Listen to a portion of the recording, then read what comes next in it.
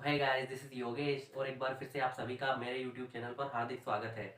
Last class में हम बात कर रहे थे कार्बन एंड इट्स कंपाउंड, जो चैप्टर अपना फोर्थ है, एनसीईआरटी की आपकी बुक है उसके अंदर।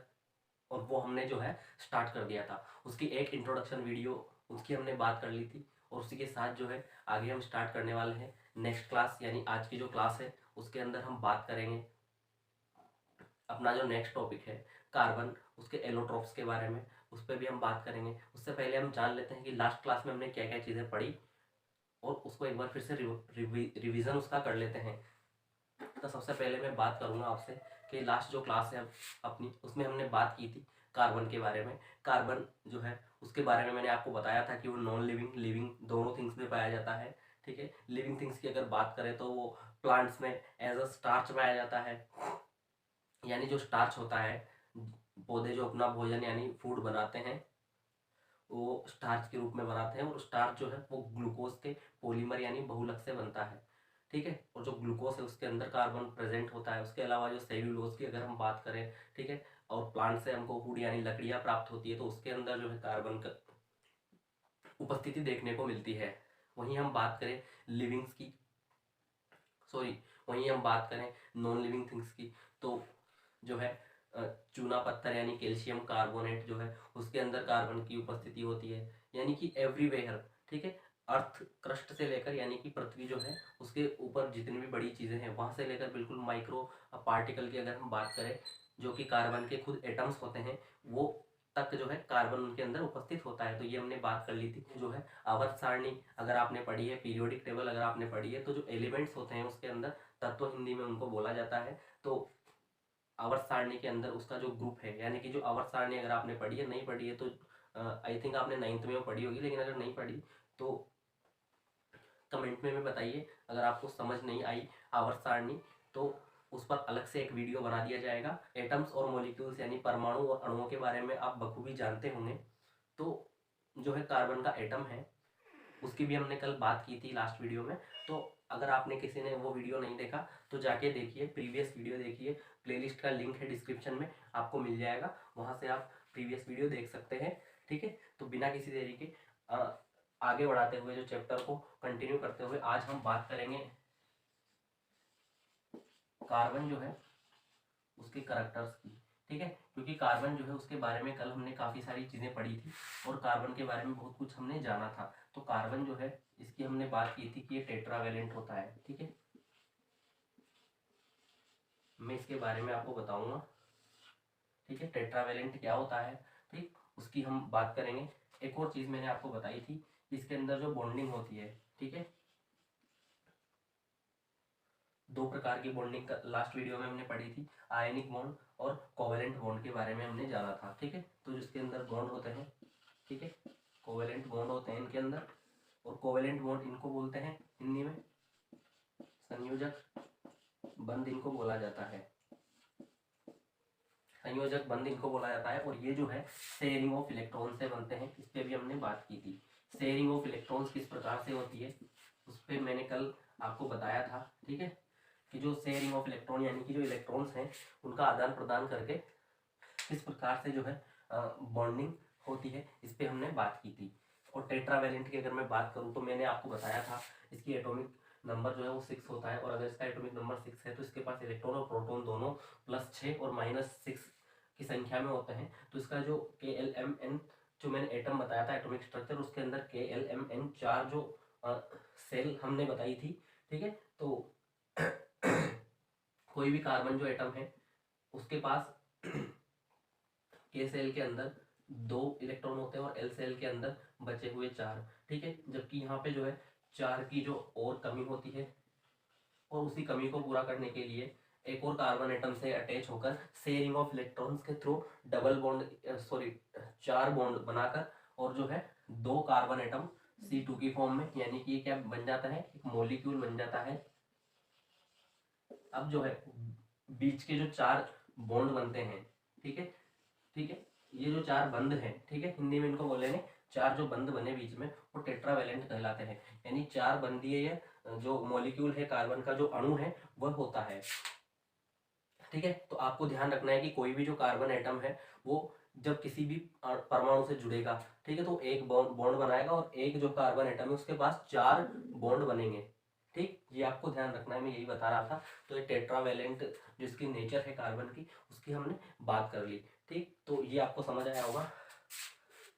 अब जो मेन टॉपिक है हम स्टार्ट करेंगे, कैरेक्टर्स ऑफ कार्बन एटम, या जो एलिमेंट है कार्बन उसकी हम बात करेंगे। लेकिन मेनली जो तत्व है, जो एलिमेंट है, एलिमेंट जो तत्व है, मैंने आपको बताया इसको नाम दिया गया है कार्बन। जिस प्रकार हमारे आसपास जैसे कि एक मार्कर है, तो इसको मार्कर हमने नाम दिया, ठीक है, इसका कुछ भी नाम हो सकता था। तो उसी प्रकार जब अर्थ पृष्ठ में, यानी कि जमीन से या जहाँ से भी हमने, जिसने भी इसकी खोज की, और तो उसने इसका नाम जो है कार्बन दे दिया। और उसी प्रकार जिस प्रकार oxygen, nitrogen, hydrogen, helium, beryllium वगैरह, गोल्ड, सिल्वर, जितनी भी जो है एलिमेंट्स, जितनी भी जो चीज़ें हैं वो एलिमेंट्स के रूप में हम उनको पढ़ते हैं केमिस्ट्री के अंदर। ठीक है, केमिस्ट्री का ये चैप्टर है आपका, तो उसके अंदर हम इसकी स्टडी करते हैं। और हर एक जो एलिमेंट है उसके एटम्स होते हैं। ठीक है, जो सबसे छोटी इकाई जो है, जिस प्रकार आपने ह्यूमन बॉडी की या लिविंग ऑर्गेनिजम्स की, जीवित जीवों की सबसे छोटी इकाई की अगर बात करें तो वो कोशिका होती है। यानी कि सबसे स्मॉलेस्ट यूनिट जो है लिविंग ऑर्गेनिजम्स की वो सेल होती है। उसी प्रकार किसी भी नॉन लिविंग, या फिर हम कह लेते हैं कि निर्जीव जो वस्तुएं हैं, ठीक है, कोई भी वस्तु हमारे आसपास जो हमको दिख रही है या जो हमको नहीं दिख रही, नहीं दिखने से मेरा मतलब है कि जो है हवा है, इसके अंदर ऑक्सीजन प्रेजेंट है, इसके अंदर नाइट्रोजन प्रेजेंट है, वगैरह वगैरह। तो वो जो है उनके भी एक प्रकार के वो भी तत्व हैं, और उनके भी जो परमाणु हैं वो यहाँ पे उपस्थित है, भले ही हालांकि वो हमको नहीं दिख रहे, वो एक अलग बात है। तो जो तत्व है उसको आप समझे होंगे, और एटम क्या चीज़ है उसके बारे में आप समझ चुके होंगे कि कोई भी वस्तु है या कोई भी चीज़ है जिसका नाम है, तो वो जो है एटम से मिलकर बनी हुई है। ठीक है, सबसे छोटी इकाई एटम है, फिर वो मिलकर मॉलिक्यूल बनाते हैं और कंपाउंड बनाते हैं। ठीक, तो अब हम बात करेंगे कैरेक्टर्स की, जो कार्बन है उसके कैरेक्टर्स की। कैरेक्टर्स ऑफ कार्बन एटम, ठीक है, सी एटम में यहाँ से लिख सकता हूँ उसको, क्या हिंदी में इसको बोलेंगे, यहाँ पे आप लिख लीजिए कैरेक्टरिस्टिक्स, स्टिक्स, हिंदी में आप लिख लीजिए कार्बन परमाणु के की विशेषताएं। ठीक है, क्या क्या इसके अंदर हमको देखने को मिलेंगी वो हमने बात की। तो ये जो है ये नॉन मेटल है, नॉन मेटल से मेरा मतलब है अधातु है। आवर्त सारणी जो है पीरियोडिक टेबल जो है उसके अंदर इसका एटॉमिक नंबर जो है, एटॉमिक नंबर मतलब परमाणु क्रमांक, जिसको हम जेड से डिनोट करते हैं। ठीक है, ये जो है 6 होता है। इलेक्ट्रॉन प्रोटॉन की हमने बात की, एटॉमिक स्ट्रक्चर की हमने बात कर ली। टेट्रावेलेंट ये है, मैंने आपको बता दिया टेट्रावेलेंट क्या होता है। ठीक है, तो टेट्रावेलेंट ये है, ये जो एटम है कार्बन का। अब हिंदी में मैंने आपको बता दिया क्या बोलते हैं, यह धातु होती हैं एक प्रकार की। परमाणु क्रमांक इसका 6 है पीरियोडिक टेबल में। और एक और मैं चीज़ आपको बताऊं कि पीरियोडिक टेबल में इधर से इधर जब हम गिनते हैं तो 18 ग्रुप्स होते हैं, 18 वर्गों में, और 7 आवर्त में, यानी कि 7 पीरियड्स में उसको डिवाइड किया गया है। तो इसकी जो पोजीशन है पीरियोडिक टेबल के अंदर, जो है कार्बन की पोजीशन जो है आपको 14th ग्रुप के अंदर मिलेगी।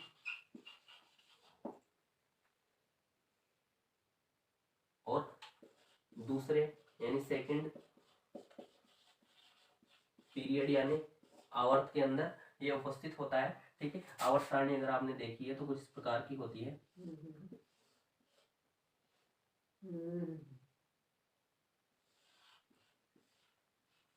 ठीक है, ये इधर नोबल गैसेस यानी अक्रिय गैसें होती है। ये पी ब्लॉक है अपना पूरा का पूरा, ये डी ब्लॉक होता है, और ये एस ब्लॉक होता है। एफ ब्लॉक इधर नीचे मिलेगा, तो यहाँ पे जो है यहाँ पे इसकी उपस्थिति होती है। खैर, अब हम जब बात करेंगे पीरियोडिक टेबल की तो उसको अलग से पढ़ लेंगे। अभी आप बस इतना समझिए कि क्या क्या कैरेक्टर्स हैं, यानी कि कहाँ कहाँ ये उपस्थित होता है, क्या यह है और क्या नहीं, उसकी हमने बात की। अब जो है आप नोट कर सकते हैं इसको। तो ये आपने अगर नोट कर लिया तो अब जो है हम बात करेंगे कैरेक्टरिस्टिक्स ऑफ कोवेलेंट कंपाउंड्स। ठीक है, क्योंकि कोवेलेंट कंपाउंड ये बनाता है, क्योंकि जो कार्बन एटम है वो जब भी बॉन्डिंग करेंगे तो कोवेलेंट बॉन्ड इनके अंदर होता है। ठीक है, तो क्या क्या मैं एक बार यहाँ पे लिख देता हूँ, कैरेक्टरिस्टिक्स ऑफ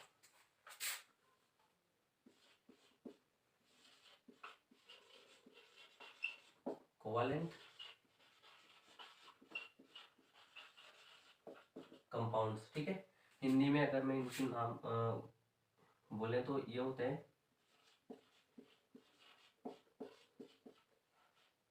संयोजी यौगिक, इनको हम बोलेंगे। ठीक है, तो इनके क्या क्या लक्षण है?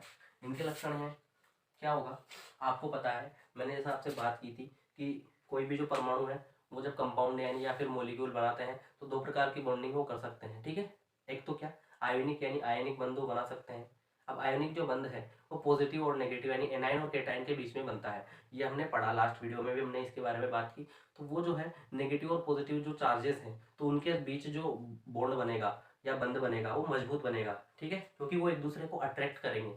ठीक है, लेकिन ये जो बॉन्ड है यानी कोवेलेंट जो बॉन्डिंग है, संयोजी जो बंध है वो बनते हैं शेयरिंग ऑफ इलेक्ट्रॉन से। ठीक है, यहाँ पे कोई एनाइन या केटाइन या पॉजिटिव या नेगेटिव आयंस नहीं बनते हैं, वो इसी के कारण जो है बॉन्ड है वो वीक होता है यानी कमजोर होता है। और जैसे ही अगर कोई भी, जैसे कि ये मार्कर है, ठीक है, अगर आप सपोज कीजिए कि कार्बन का बना हुआ है, वो इसके अंदर और भी covalent compound sorry covalent atoms हो सकते हैं कार्बन की तरह। तो सपोज कीजिए कार्बन से बना हुआ है। ठीक है, अब ये जो है कोवेलेंट बॉन्ड इसके अंदर प्रेजेंट है, तो इसके जो हर एक जो एटम है वो, हर एक जो परमाणु है वो कोवेलेंट बॉन्ड से जुड़ा हुआ है, यानी संयोजी बंधों से जुड़ा हुआ है, और वो जो है इतने पावरफुल नहीं होते। तो इसका मेल्टिंग और बॉइलिंग पॉइंट की अगर हम बात करेंगे, मेल्टिंग पॉइंट होता है, अभी ये सॉलिड फॉर्म में है यानी द्रव्य अवस्था में, अवस्थाएं पढ़ी है आपने, पदार्थ की 3 अवस्थाएं पढ़ी होंगी। ठीक है, 3 अवस्था होती है, सॉलिड, लिक्विड और गैस। ठीक है, इंग्लिश में सॉरी हिंदी में उसको बोलते हैं ठोस, द्रव्य और गैसीय अवस्था। तो ये जो ठोस अवस्था में है, मैं अगर इसको गर्म करेंगे, इसको हीट देंगे, तो ये जो है पिघलना शुरू हो जाएगा यानी मेल्ट होना स्टार्ट होगा। तो वो जिस भी टेम्परेचर पर जाके ये मेल्ट होना स्टार्ट होगा यानी पिघलना स्टार्ट होगा, उसे हम बोलते हैं मेल्टिंग पॉइंट। हिंदी में इसको बोलते हैं, हिंदी में मुझे ठीक से याद नहीं है, तो ठीक है। और क्या होगा कि उसके बाद ये किस फॉर्म में कन्वर्ट हो जाएगा, लिक्विड या द्रव अवस्था में ये परिवर्तित हो जाएगा, लिक्विड स्टेट में चला जाएगा। और उसके बाद जो है, और अगर इसको हम हीट देंगे और इसको टेम्परेचर देते चले जाएंगे अगर, तो एक ऐसा टाइम आएगा जब ये जो है भाप बन के और हवा में उड़ने लगेगा। एक और एग्जांपल मैं आपको देता हूँ, अगर ये बर्फ का टुकड़ा है सपोज कीजिए, तो अभी ये सॉलिड फॉर्म यानी ठोसी अवस्था में है। जब इसको थोड़ा सा तापमान हम बढ़ाएंगे, 0 डिग्री पर जो है बर्फ बन जाती है। ठीक है, जब फ्रिज से हम उसको बाहर निकाल लेंगे तो जो है बाहर का तापमान, क्योंकि 24-25 डिग्री तो होता है मैक्सिमम रूम टेम्परेचर नॉर्मली बात करें तो 0 से 25 डिग्री जब उसका तापमान बढ़ता चला जाएगा तो वो पिघलने लगेगा और पानी बन जाएगा एक टाइम के बाद जाके। ठीक है, फिर अगर उसको और तापमान हमारे द्वारा दिया जाएगा यानी और हीट उसको दी जाएगी, अगर तापमान उसका बढ़ाया जाएगा तो 100 डिग्री सेल्सियस पर, 100 डिग्री पर जाके जो है, जो पानी है, जो पानी है वो वाष्प में यानी कि वाटर वेपर में कन्वर्ट हो जाएगा। तो मैं उसी की बात कर रहा था। तो ये जो है, अगर उनकी जो बॉन्डिंग है वो स्ट्रांग होगी या आयनिक बंध उनके बीच में होंगे, तो मेल्टिंग और बॉइलिंग पॉइंट यानी क्वथनांक, बॉइलिंग पॉइंट को हिंदी में बोलते हैं, मेल्टिंग पॉइंट को मुझे ठीक से याद नहीं आ रहा। तो जो है वो, क्योंकि बंध कमजोर है तो आसानी से बॉइल और मेल्ट हो जाएंगे, इसी वजह से जो है इनका मेल्टिंग पॉइंट और बॉइलिंग पॉइंट जो है वो कम होता है। ठीक है, हिंदी में मैं लिखूँ तो यहाँ पे मेल्टिंग पॉइंट जो है, एक बार मैं इसको पूरा लिख देता हूँ, इसका जो है मेल्टिंग पॉइंट व बॉइलिंग पॉइंट जो है, क्वथनांक इसको बोलते हैं,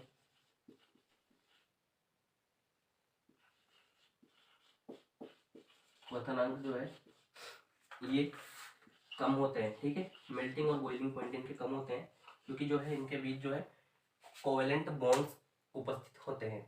दूसरा जो है पुअर कंडक्टर ऑफ इलेक्ट्रिसिटी होते हैं।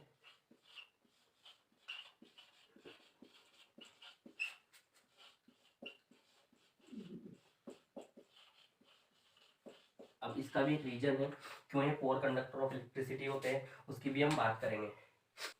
तो साथ के साथ जो है आप नोट कीजिए, मैं एक बार हिंदी में बता देता हूँ कि विद्युत के कुचालक ये होते हैं, ठीक है। जो इलेक्ट्रिसिटी, जो लाइट है, जो विद्युत है, इनके अंदर से पास नहीं होती, यानी कि इनके अंदर से नहीं निकल सकती, ठीक।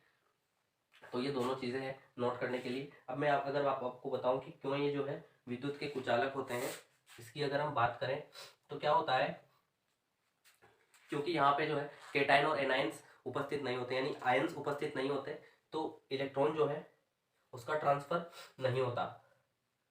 अब अगर जो है, क्योंकि इलेक्ट्रिसिटी के बारे में अगर आप जानते हैं तो इलेक्ट्रॉन्स का फ्लो जो होना होता है किसी भी सर्किट के अंदर, जब इलेक्ट्रॉन्स फ्लो होते हैं, ठीक है, एक जगह से दूसरी जगह फ्लो करते हैं यानी घूमते हैं, तो जो है इलेक्ट्रिसिटी फ्लो करती है उस सर्किट के अंदर, क्योंकि सर्किट कंप्लीट हो जाता है। लेकिन यहाँ पे जो है कोई फ्री इलेक्ट्रॉन्स हमने नहीं देखे एटम के अंदर, और जो इलेक्ट्रॉन्स हैं वो भी बंधे हुए हैं, मतलब शेयरिंग तो करी है, लेकिन इलेक्ट्रॉन्स को जो एटम्स हैं कार्बन के, उन्होंने पूरी तरह छोड़ा नहीं है, यानी एक जगह से दूसरी जगह उनको जाने नहीं दिया। तो कार्बन का जो एटम होता है उसके अंदर किसी भी प्रकार के फ्री इलेक्ट्रॉन्स घूमते नहीं है, और फ्री इलेक्ट्रॉन नहीं होते, मतलब मुक्त इलेक्ट्रॉन जो है वो अनुपस्थित होते हैं। हिंदी वाले स्टूडेंट्स को अगर मैं बताऊं तो इसी के कारण जो है वो विद्युत के कुचालक होते हैं, ठीक है। तो ये दो करैक्टर हमको पढ़ने थे, छोटे छोटे पॉइंट थे ये, इन पे हमने बात कर ली और आपको समझ आया होगा कि जो संयोजी यौगिक है, ठीक है, कोवेलेंट जो कंपाउंड है, उनके क्या क्या कैरेक्टरिस्टिक यानी क्या उनकी विशेषताएं होती है। तो इनमें तो कोई दिक्कत नहीं है, आपको समझ आया होगा। अब जो है हम बात करेंगे एलोट्रोप्स की, ठीक है। एलोट्रोप्स ऑफ कार्बन एक टॉपिक है स्पेशली आपकी बुक के अंदर, उसकी हम बात करेंगे। अब क्या टॉपिक है, एलोट्रोप्स ऑफ कार्बन, ठीक है। सी लिख देता हूं मैं क्योंकि जो एटॉमिक सिंबल है वो भी इसका सी है, कार्बन का, ठीक है। अब हम बात करेंगे एलोट्रोप्स क्या होते हैं, ये इंपॉर्टेंट चीज है जानना, एलोट्रोप्स क्या है। हिंदी में मैं एक बार बताता हूँ आपको क्या इनको बोलते हैं।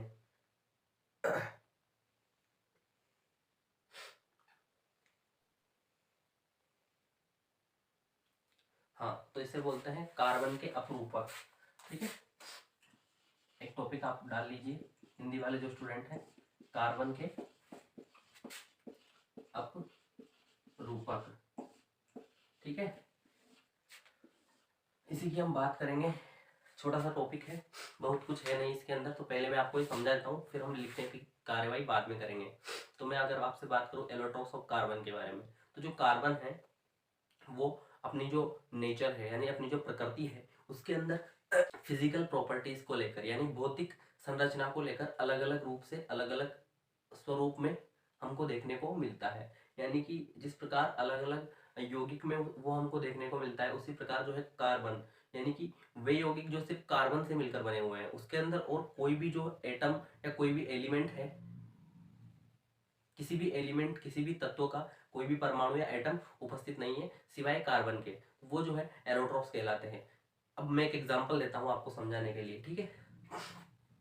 सपोज कीजिए कि जो मिल्क है, जो दूध है, ठीक है, उससे हम क्या क्या चीजें बना सकते हैं, सिर्फ उसकी भौतिक अवस्था को परिवर्तित करके वो अलग अलग चीजों के रूप में हमको मिलता है। जो दूध है वो लिक्विड फॉर्म में होता है, ठीक है, व्हाइट कलर का वो होता है, लिक्विड फॉर्म में वो होता है यानी द्रव्य अवस्था में वो होता है। उससे हम दही बना सकते हैं, उससे हम छाछ बना सकते हैं, उससे हम पनीर बना सकते हैं, उससे फिर जो है हम घी जो है उसको सेपरेट कर सकते हैं। तो एक जो चीज़ है, जो मिल्क है, जो दूध है, उसी से अलग अलग चीज़ें हमने बना ली। उसकी भौतिक अवस्थाएं जो थी, भौतिक स्वरूप जो था वो अलग अलग था। जैसे दही जो है वो थोड़ा गाढ़ा होता है, पनीर जो है बिल्कुल सॉलिड फॉर्म में होता है, ठीक है, दही जो जेली की फॉर्म में होता है, और छाछ जो है लिक्विड फॉर्म में होती है, ठीक है। तो यही सारी चीज़ें, उसकी भौतिक अवस्था परिवर्तित हो गई। तो उसी प्रकार जो है कार्बन जो है, सिर्फ जो कार्बन परमाणुओं से मिलकर अलग अलग रूप में हमको देखने को मिलता है। यहाँ पे 3 एलोट्रॉप्स हमको पढ़ने हैं। कार्बन के जो अपरूपक है वो 3 हैं। कौन कौन से हैं उनकी हम बात करेंगे। एक है डायमंड यानी हीरा, दूसरा है ग्रेफाइट, ठीक है, जो कि पेंसिल जो होती है उसके लीड के अंदर पाया जाता है। तीसरा है फ्लोरिन, फुलरिन, उसको हिंदी में फुलरिन ही बोलते हैं। तो उसकी हम बात करेंगे। तो बिना किसी देरी के हम स्टार्ट करते हैं। पहला जो है डायमंड, हम बात करेंगे डायमंड की। हिंदी में इसको लिख देता हूं मैं हीरे की, ठीक है। सॉरी, हम यहाँ पे लिख देते हैं हीरा। तो इसको हिंदी में बोला जाता है हीरा। इसकी हम बात करेंगे। डायमंड की अगर हम बात करें तो सॉलिड ये होता है, बिल्कुल हार्ड होता है, ठीक है। सॉलिड और हार्ड, कठोर और ठोस अवस्था में होता है और कठोर होता है, ठीक है।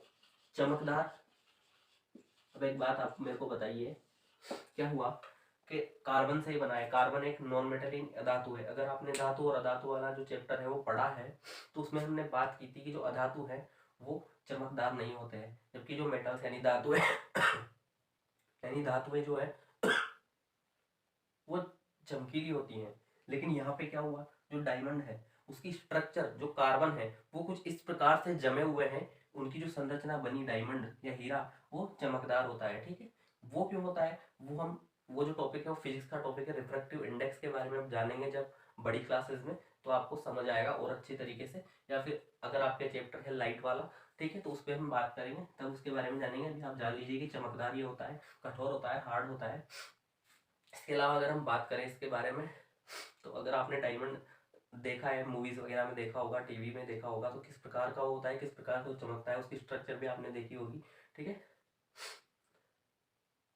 और कार्बन जो एटम है उन्हीं से ये बना होता है। प्रत्येक जो कार्बन जो है वो कार्बन से जुड़ा होता है, वो भी 4 अलग अलग कार्बन जो है कार्बन से जुड़ा होता है 4 अलग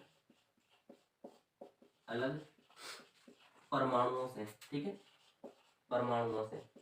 हर एक जो कार्बन है 4 अलग अलग परमाणुओं से जुड़ा होता है। और इसके बारे में बहुत ज़्यादा आपको पढ़ना नहीं है, बस ये छोटी सी चीज़ है। एक और 2 पॉइंट अगर मैं आप लिखना चाहे तो वो भी लिख सकते हैं कि जो हीट है, जो उष्मा है, उसका ये सुचालक, यानी कि यहाँ पे हिंदी में लिख देता हूँ, बार बार क्या है, हिंदी वाले स्टूडेंट इंग्लिश में हम लिख रहे हैं बेचारे, तो ठीक है, उनको भी थोड़ी हेल्प होगी। ये जो है हीट यानी उष्मा के सुचालक होते हैं, यानी गुड कंडक्टर ऑफ हीट होता है। लेकिन जो है इलेक्ट्रिसिटी का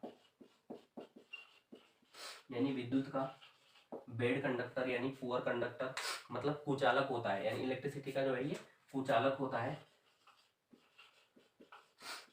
पुअर कंडक्टर होता है, ठीक है, पुअर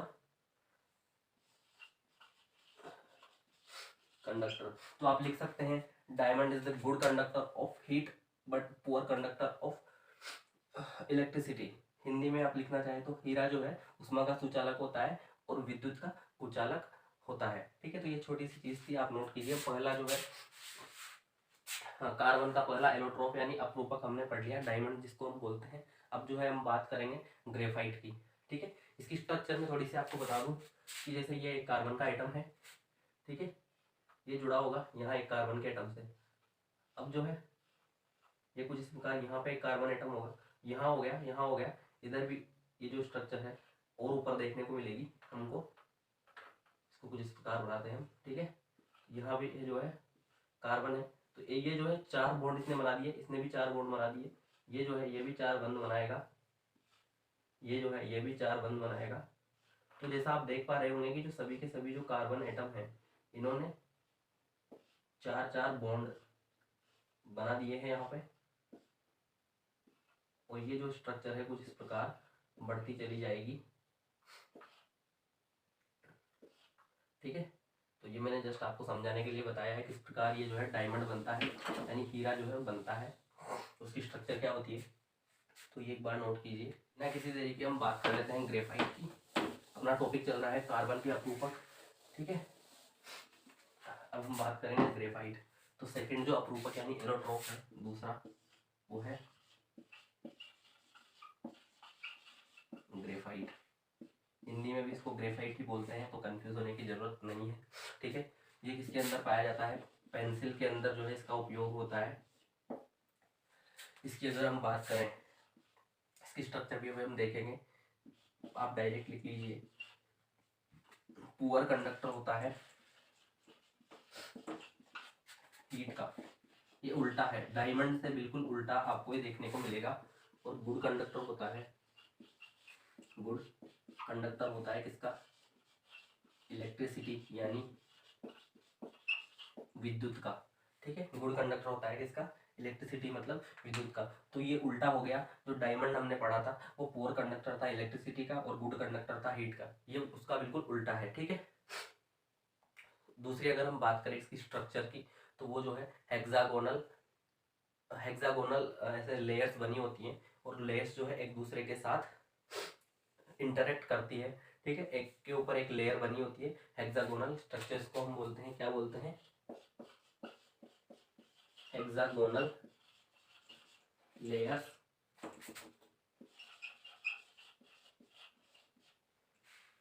अरेंजमेंट इनकी होती है, ठीक है, अरेंज्ड हेक्सागन होता है ये, कुछ इस प्रकार का हेक्सागन होता है, ठीक है, हेक्सागन इसको बोलते हैं। तो ये जो है इनकी एक लेयर होती है पूरी की पूरी। मैं यहाँ पे स्ट्रक्चर बनाता हूँ तो आपको और अच्छे से समझ आएगा।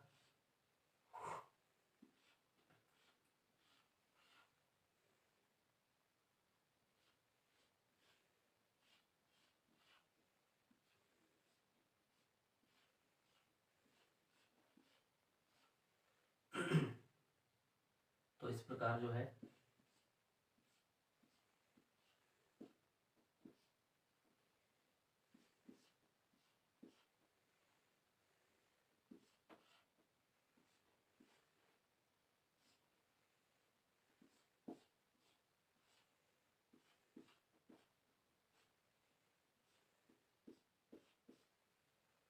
इस प्रकार जो है इनकी स्ट्रक्चर होती है, ठीक है। और ये जो है ऐसे एक के ऊपर एक आपको देखने को मिलेगी, कुछ इस प्रकार जो है, जैसे कि ये स्ट्रक्चर है, इसको हम ऐसे करें, उसको भी हम ऐसे करें, तो ये एक के ऊपर एक ऐसे जमी हुई आपको मिलती है, यानी लेयर्स के रूप में ये उपस्थित होती है, ठीक है। हेक्सागोनल लेयर्स जो है वो एक के ऊपर एक 1 बाई 1 जमी हुई होती है। वो तो ये आप नोट कीजिए एक बार। जो अपरूपक है कार्बन का, तीसरा जो एलोट्रोप है, उसकी अगर हम बात करें तो उसका नाम है फुलरिन। उसका नाम फुलरिन क्यों पड़ा, उसकी भी हम बात करेंगे। तो थर्ड जो है वो है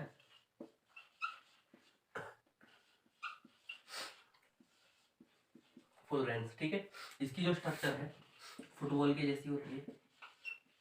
इसका नाम फुलरिन इसीलिए पड़ा, फुलरेंस इसीलिए पड़ा क्योंकि ये जो डिजाइन है,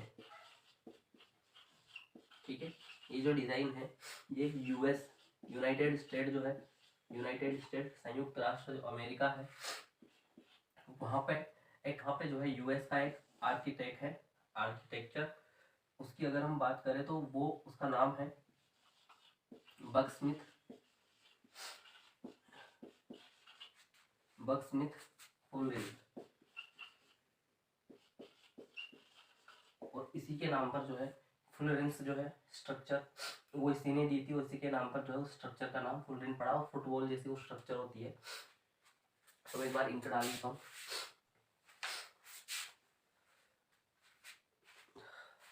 तो जो है फुलरेंस की स्ट्रक्चर है वो बकस्मिथ फुलरिन यानी यूएस के एक आर्किटेक्चर है, उन्हीं के द्वारा दी गई थी। और फुटबॉल जैसी स्ट्रक्चर ये होती है। इसकी अगर और हम बात करें तो इसके अंदर जो है सिर्फ ये कार्बन एटम से बनी होती है। ये जो है 60 कार्बन एटम्स से मिलकर बनी हुई स्ट्रक्चर है, और ये जो है 60 कार्बन एटम से मिलकर बनी हुई होती है। और फुटबॉल जैसी स्ट्रक्चर इसकी होती है। जैसा कि अगर मैं बात करूँ तो इसके अंदर जो है 60 कार्बन एटम्स तो होते हैं, लेकिन दो प्रकार की रिंग्स के जैसी वो होता है, ठीक है, दो प्रकार की रिंग्स, जिस प्रकार से फुटबॉल में होती है 5 मेंबर्ड रिंग। सीधी भाषा में मैं आपको बताऊं तो पेंटागन आपने देखा है, पंचभुज आपने देखा है, कुछ इस प्रकार होता है। तो कुछ इस प्रकार की एक तो रिंग पाई जाती है, ठीक है। यहाँ पे कार्बन, यहाँ पे कार्बन, यहाँ पे कार्बन, यहाँ पे कार्बन, यहाँ पे कार्बन, और एक होती है 6 कार्बन की रिंग, ठीक है। तो 5 कार्बन वाली जो रिंग है वो एक 6 कार्बन वाली रिंग से जुड़ी हुई होती है, एक दूसरे से इस प्रकार ये जुड़ी हुई होती है। यहाँ पे जो है वापस से 6 कार्बन की जो रिंग है वो उपस्थित होती है, इधर जो है वापस 5 कार्बन की रिंग जो है वो उपस्थित होगी। तो एक को छोड़कर एक जो है 6 कार्बन और एक 5 कार्बन, इस प्रकार से जो रिंग्स हैं वो उपस्थित होती है इसके अंदर। हेक्सागोनल रिंग और पेंटागोनल रिंग उसको हम बोलते हैं। हिंदी में अगर बात करें तो षटभुजीय आकृति की जो एक रिंग है, यानी कि एक रिंग को हिंदी में बोलते हैं आई थिंक, जो भी है, ठीक है। और पंचभुजीय एक रिंग होती है। तो दो प्रकार की रिंग्स है, और ये जो है 60 कार्बन से मिलकर टोटल बना हुआ जो स्ट्रक्चर होता है फुटबॉल जैसा होता है, ठीक है। तो ये आप नोट कीजिए। और ये जो है फुल रिंग, इसके बारे में बस इतना ही था। तो बहुत कुछ इसमें हमको पढ़ना नहीं है। और कार्बन के जो एलोट्रोप्स है, 3 एलोट्रोप्स आपको याद रखने हैं, डायमंड, ग्रेफाइट और फुल रेंस। ये 3 इनके बारे में आपको पढ़ना है, और ये 3 ही आपको याद रखने हैं। ये एग्जाम में कई बार क्वेश्चन यहाँ से आ सकता है, और काफ़ी इंपॉर्टेंट क्वेश्चन है ये। तो आपको जो है हमेशा आपको ये चीज़ याद रखनी है कि कार्बन के जो है 3 एलोट्रोप्स उपस्थित होते हैं नेचर में, यानी प्रकृति के अंदर। वो ये हमने बता दिया, आपको नोट किया होंगे आपने। अब जो है हम बात करेंगे नेचर ऑफ कार्बन की, ठीक है। तो ये आपने नोट किया होगा। मैं इसको मिटा देता हूँ पूरे को एक बार।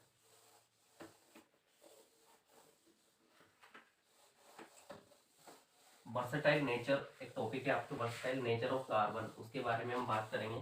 कार्बन की जो एटम है, ठीक है, उसकी तो हमने काफ़ी सारी बात कर ली। जो कार्बन एलिमेंट है, आप समझ रहे हैं मैं किस प्रकार से आपको समझाना चाह रहा हूँ कि जो कार्बन है वो एलिमेंट के रूप में अगर आप देखेंगे तो क्या प्रकृति है उसकी, ठीक है, क्या नेचर है, ठीक है, उसकी हम बात करेंगे। वर्सेटाइल नेचर ऑफ कार्बन,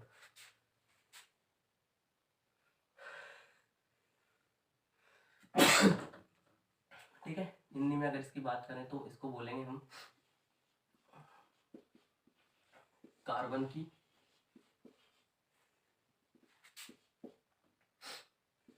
प्रकृति, वो क्या है उसकी हम बात करेंगे यहाँ पे इस टॉपिक के अंदर। तो मैं आपको बताऊं कि जो कार्बन है उसकी 2 प्रकृति हमको यहाँ पे पढ़नी है।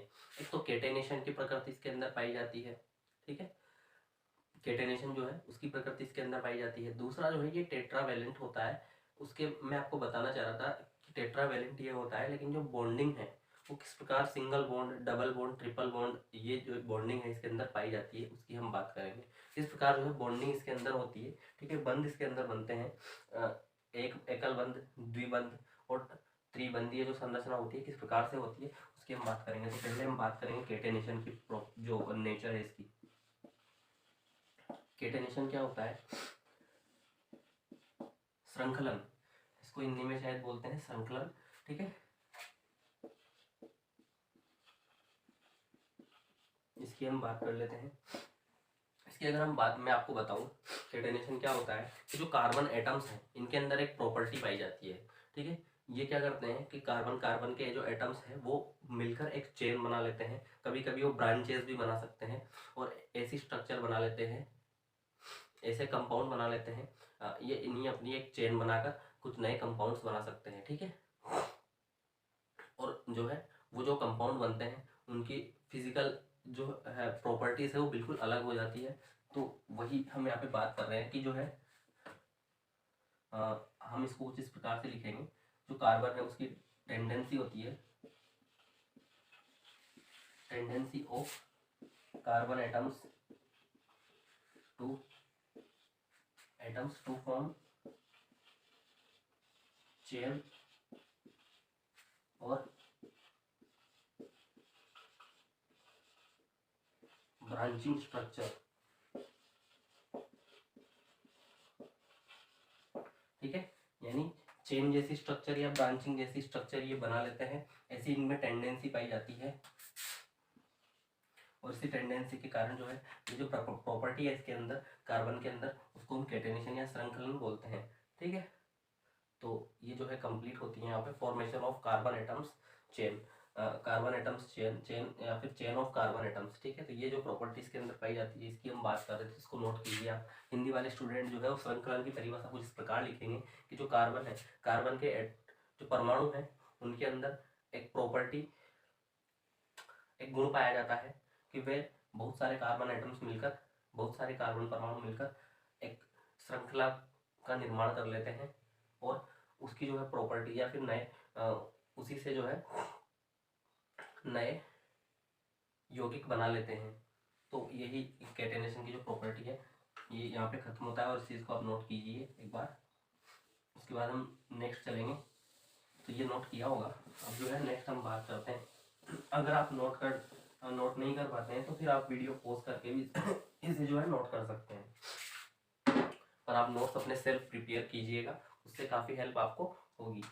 अब जो है हम बात करेंगे कार्बन के बॉन्डिंग की।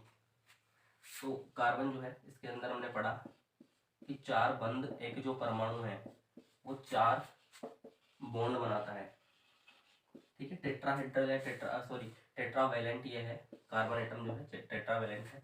तो इनके जो बॉन्ड्स हैं उनको 2 भागों में हम पढ़ सकते हैं, एक तो सेचुरेटेड, दूसरा जो है अनसेचुरेटेड। अब ये 2 चीज़ें क्या है उसकी हम बात करेंगे, ठीक है। सेचुरेटेड जो बॉन्ड है इसके अंदर सिर्फ सिंगल बॉन्ड को हम पढ़ेंगे, इसके अंदर जो है हम डबल एंड ट्रिपल जो बॉन्ड है उसकी हम बात करेंगे, ठीक है। अब मैं आपको बताऊं कि जिस प्रकार ये कार्बन है, ये कार्बन है, ठीक है। तो 2 कार्बन के बीच एक ही बॉन्ड बना तो वो सिंगल बॉन्ड है, यानी सेचुरेटेड बॉन्ड है वो, ठीक है। सेचुरेटेड बॉन्ड है, सिंगल बॉन्ड है, एकल बंध है, इसको हिंदी में बोलते हैं तो एकल बंध यह है, ठीक है। अगर बात करें हम, एक कार्बन 4 बॉन्ड बनाता है, ठीक है। 2 इसने इधर हाइड्रोजन के साथ बना लिए, इसने भी 2 जो है हाइड्रोजन के साथ बना लिए और 2 बॉन्ड जो बचे वो एक दूसरे के साथ बना लिए। तो ये जो है डबल बॉन्ड यहाँ पे हो गया और इसी डबल बॉन्ड यानी कि इसको बोलते हैं द्विबंध। और ये जो है अनसेचुरेटेड होता है। सेचुरेटेड अनसेचुरेटेड के बारे में भी मैं भी आपको बताऊंगा। और एक और चीज़ मैं आपको बताऊँ कि सिंगल बॉन्ड जो है, अब एक बात बताइए मेरे को, अगर मैंने किसी व्यक्ति को एक हाथ से पकड़ रखा है तो आसानी से किसी कम बल के द्वारा भी उसे हम छुड़ा सकते हैं, ठीक है। लेकिन अगर दोनों हाथों से किसी को पकड़ रखा है और उसने भी अपने दोनों हाथों से मेरे हाथ पकड़ रखे हैं तो छुड़ाना जो है वो काफ़ी मुश्किल हो जाएगा। तो सिंगल बॉन्ड जो है उसको ब्रेक करना, उसको तोड़ना जो है, सेचुरेटेड कार्बन इसीलिए हम सेचुरेटेड बॉन्ड इसीलिए इसको बोलते हैं कि सेचुरेशन मतलब आसानी से उसको हम ब्रेक कर सकते हैं, तोड़ सकते हैं, ठीक है। तो वो सिंगल बॉन्ड इसके अंदर था। अनसेचुरेटेड मतलब क्योंकि यहाँ पे डबल या ट्रिपल बॉन्ड उपस्थित होते हैं तो उसको जो तोड़ना है वो थोड़ा मुश्किल होता है, ठीक है। उनका जो ब्रेक डाउन है वो थोड़ा हार्ड होता है, ठीक है। तो इसीलिए अनसेचुरेटेड बॉन्ड से कहलाते हैं। और डबल और ट्रिपल बॉन्ड की अगर बात करें तो यहाँ पे अगर जो है सिर्फ कार्बन के पास 2 ही हाइड्रोजन एटम्स हैं तो फिर कार्बन क्या करेगा, एक एक हाइड्रोजन के साथ, क्योंकि एक ही बॉन्ड बन सकता है, ठीक। और ये जो है कार्बन के यहाँ पे 3 बॉन्ड बना लेगा। अब हाइड्रोजन के साथ एक ही बॉन्ड क्यों बनाया मैंने, अगर आपके दिमाग में ये प्रश्न आ रहा है तो कोई दिक्कत नहीं है, आना भी चाहिए, मतलब आपको चीज़ें समझ आ रही हैं, ठीक है। तो जैसा कि मैंने आपको बताया था कि हाइड्रोजन जो है इसका परमाणु क्रमांक यानी एटॉमिक नंबर 1 होता है। तो इसका जो इलेक्ट्रॉन है, जैसे कि हाइड्रोजन एटम है, के सेल है, इसके अंदर एक इलेक्ट्रॉन यहाँ पे होगा, ठीक है, वो यहीं पे घूम रहा होगा। अभी के अंदर 2 इलेक्ट्रॉन आ सकते हैं लेकिन सिर्फ एक इलेक्ट्रॉन यहाँ पे है, तो एक इलेक्ट्रॉन की और रिक्वायरमेंट यानी आवश्यकता है इसको। लेकिन जो कार्बन है, मैंने क्या बताया था, इसके अंदर जो है के पास तो 2 इलेक्ट्रॉन है, बचे जो 4 एल के पास हैं, लेकिन जो है एल को 4 इलेक्ट्रॉन्स की आवश्यकता होती है, ठीक है। तो अब ये क्या करेगा, एक एक इलेक्ट्रॉन हाइड्रोजन अगर इसके पास आया तो हाइड्रोजन से बोलेगा कि मुझे तो 4 इलेक्ट्रॉन की आवश्यकता है, ठीक है, तुझे 1 इलेक्ट्रॉन की आवश्यकता है और तेरे पास वैसे भी 1 इलेक्ट्रॉन है। उसके अलावा मैंने एक और बात की थी आपसे कि हाइड्रोजन जो है एक प्रकार का मेटल के अंदर आता है और ये जो है नॉन मेटल है। तो मेटल जो है इलेक्ट्रॉन आसानी से त्याग देते हैं, आप याद रखिएगा एक चीज़। तो क्या करेगा हाइड्रोजन, अपना जो इलेक्ट्रॉन है वो इसको दे देगा और खुद बन जाएगा क्या, केटायन, यानी पॉजिटिव धनायन ये बन जाएगा और अपना इलेक्ट्रॉन इसको दे देगा और एक बंध बना लेगा यहाँ पे। अब यहाँ पे भी ये जो हाइड्रोजन है एक ही बंध बना पाएगा, लेकिन अब इसके पास एक ही इलेक्ट्रॉन था, ठीक है। तो ये एक इलेक्ट्रॉन इसने इसको दे दिया और आयनिक बंध यहाँ पे बन गया, ठीक है, आयनिक बॉन्ड यहाँ पे बन गया, ठीक। इसीलिए एक ही जो है बॉन्ड यहाँ पे बन सकता है। वहीं अगर हम बात करें, अब जो है कार्बन तो 4 बॉन्ड बनाएगा, तो एक इसने इसके साथ बना दिया, तो बचे 3 जो है दूसरे कार्बन एटम के साथ बनाएगा। उसी प्रकार अगर मैं सपोज करूँ कि यहाँ पे हम ऑक्सीजन ले लेते हैं, ठीक है, ऑक्सीजन ले लेते हैं अगर, तो CO2 की स्ट्रक्चर आपने देखी होगी ना। CO2 की स्ट्रक्चर अगर आपने नहीं देखी तो मैं यहाँ पे बना देता हूँ आपको समझाने के लिए। CO2 की स्ट्रक्चर कुछ इस प्रकार की होती है, ठीक है, क्योंकि जो ऑक्सीजन है वो भी शेयरिंग ऑफ इलेक्ट्रॉन से कार्बन के साथ जो है बॉन्ड बनाएगा। किस प्रकार वो बनाएगा, जिसके पास जो है 4 इलेक्ट्रॉन्स थे, फ्री फ्री तो नहीं थे, इसको भी 4 की जरूरत है, लेकिन 4 तो इसके पास हैं जो अभी पूरी तरह स्टेबल नहीं है। स्टेबल से मेरा मतलब है कि जो के अंदर 2 इलेक्ट्रॉन आने थे। के जो है लास्ट वीडियो में जिस प्रकार हमने बात की कि के जो है उसकी डाइट है, के एक ऐसा बच्चा है सिर्फ 2 रोटियां खाता है। 2 रोटियां उसके घर में जो है कार्बन के घर के अंदर जो है 6 रोटियां बनती है, 2 रोटियां उसने खा ली, 4 रोटियां बची, वो उससे बड़े भाई को मिल गई यानी एल को, ठीक है। अब जो एल है वो उसकी जो डाइट है वो 8 रोटियों की है, लेकिन यहाँ पे क्या हुआ, 4 रोटियां उसने खाई तो भी वो भूखा है, ठीक है, तो वो इलेक्ट्रॉन ले सकता है। रोटियों से मेरा मतलब है कि वो इलेक्ट्रॉन 4 और इलेक्ट्रॉन्स को चाहिए, 8 इलेक्ट्रॉन्स उसमें आ सकते हैं, तो ठीक है। अब ऑक्सीजन की अगर हम बात करें जिसकी एटॉमिक नंबर 8 है, ठीक है, एटॉमिक नंबर ऑक्सीजन का 8 है, तो ठीक है। अब के यानी कि 8 रोटी इसने बनाई, के अंदर ये 2 इलेक्ट्रॉन भर सकता है, एल के अंदर जो है बचे कितने, 6, ठीक है, टोटल 8 बचाए, एल के अंदर 8 आ सकते हैं लेकिन बचे कितने, 6, तो 6 देने पड़ेंगे। अब इसको 2 इलेक्ट्रॉन की जरूरत है, ठीक है, तो ये अपने 6 इलेक्ट्रॉन यहाँ पे लेके बैठा हुआ है, ठीक है, ये भी जो है अपने 6 इलेक्ट्रॉन यहाँ पे लेके बैठा हुआ है।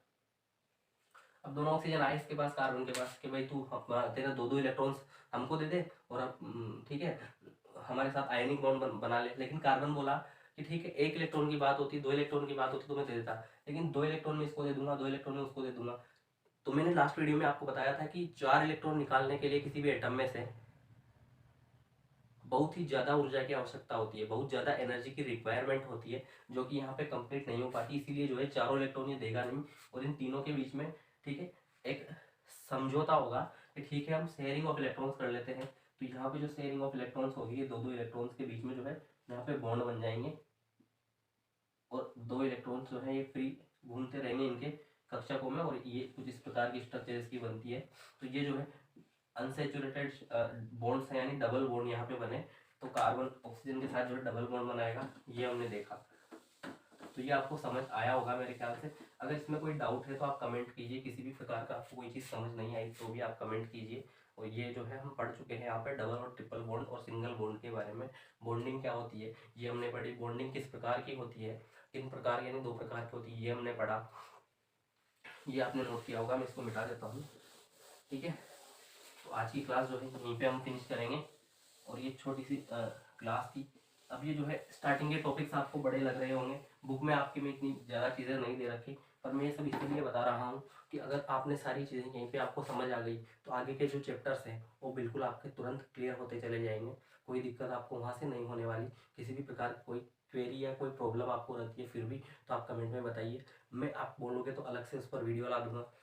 एक और चीज़ मैं आपको बताना चाह रहा था कि RBSC यानी राजस्थान के अंदर जो है 13 दिसंबर से हाफ ईयरली एग्ज़ाम्स हैं वो स्टार्ट हो रहे हैं।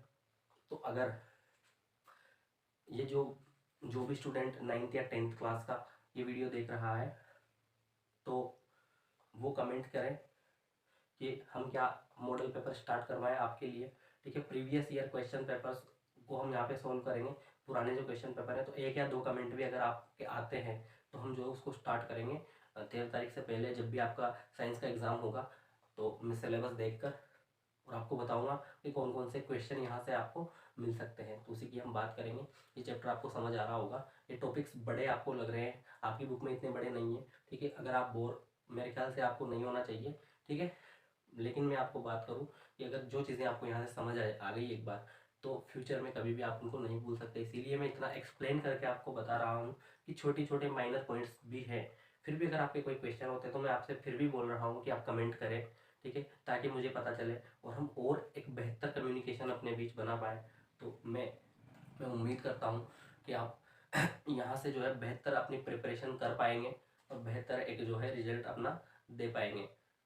और इसी के साथ आज की क्लास को जो है फिनिश करते हैं। घर पे रहें, अच्छे रहें, स्वस्थ रहें, ठीक है।